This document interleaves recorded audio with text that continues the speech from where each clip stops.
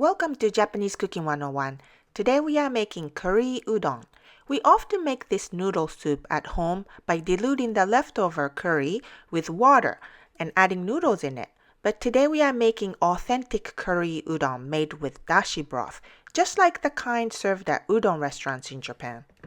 These are the ingredients. For more information about the ingredients, including dashi, visit our website, JapaneseCooking101.com. First, we prep the vegetables. Thinly slice the onion and cut carrot into 2-inch long matchsticks. Slice green onion diagonally. And mix potato starch and water in a small bowl and set aside. Cook udon noodle in boiling water to a preferred doneness. We are using frozen udon today, but you can also use dried noodles. Strain and set aside. Heat the dashi broth in a pot at medium heat to just starting to boil. Add the soy sauce, sake, and mirin, and stir a bit. Add the sliced onion and carrot and cook until tender. Then add the thinly sliced beef.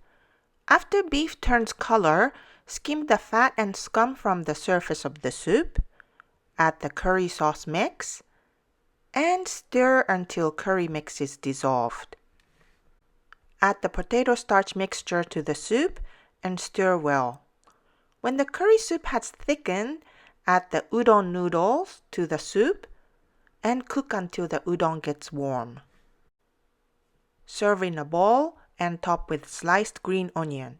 It's okay to use the leftover curry to make curry udon, but using dashi broth as a base will make a huge difference in flavor. Take a couple of extra steps and you will get a restaurant quality dish. 美味しい。美味しいね。